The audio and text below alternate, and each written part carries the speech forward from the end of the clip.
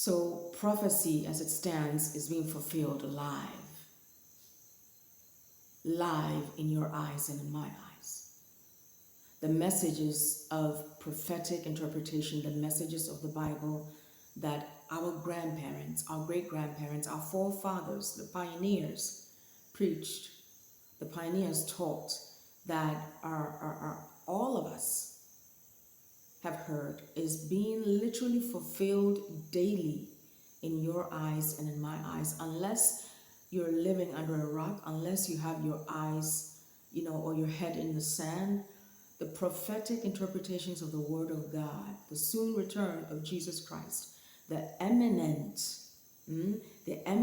enactment of the Sunday law is right. It's being fulfilled in your eyes and in my eyes.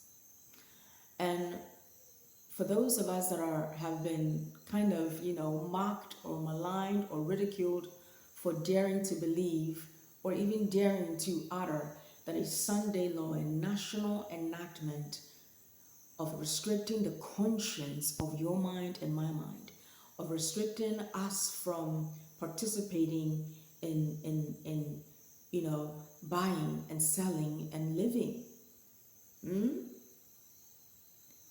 Participating in those things and taking those things away from me and you.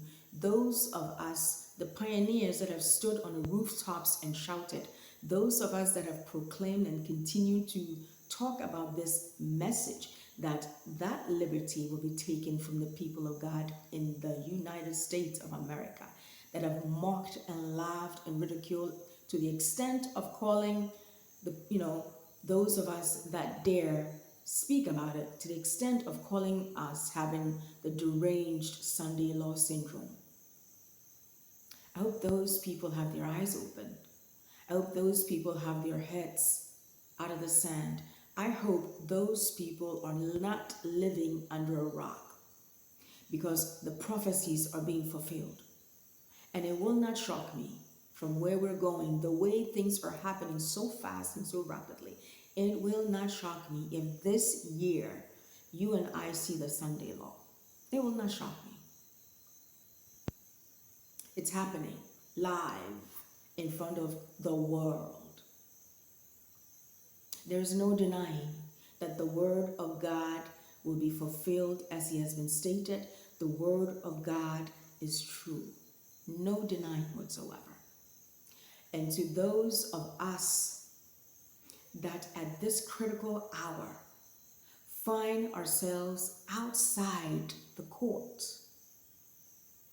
because in the temple system you have the courts, the outside court, the holies, and the holy of holies. There are people in the most holy place right now pleading and sighing and agonizing with God for their salvation and the salvation of others. And then there are those that are stuck in the holies in between, not really, not really fully in the world, not fully with Christ. And then there are those of us that are literally standing outside the courts in the cold.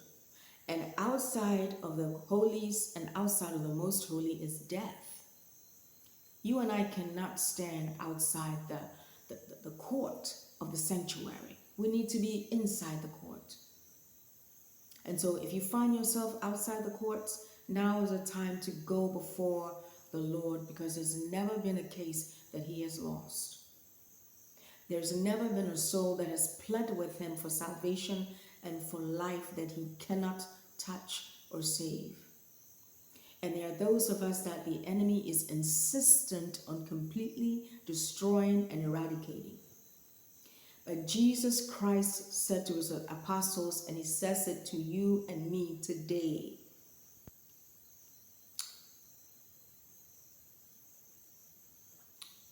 I have prayed for you, that your faith fails not. Now is not the time for your faith and my faith to fail. Now is not the time to love the things of the world. Now is not the time to look back to the world. The enemy has made sure that you and I are completely and utterly and totally distracted. Now is not the time to be distracted, my brother and sister. In the name and in the power of Christ, stand up. Jesus saves. Only He can do it. And so I say back, go back or circle back to those that claim that if you believe a Sunday law is coming, then you have that deranged, crazy Sunday law syndrome. I hope you're paying attention. Wherever you are,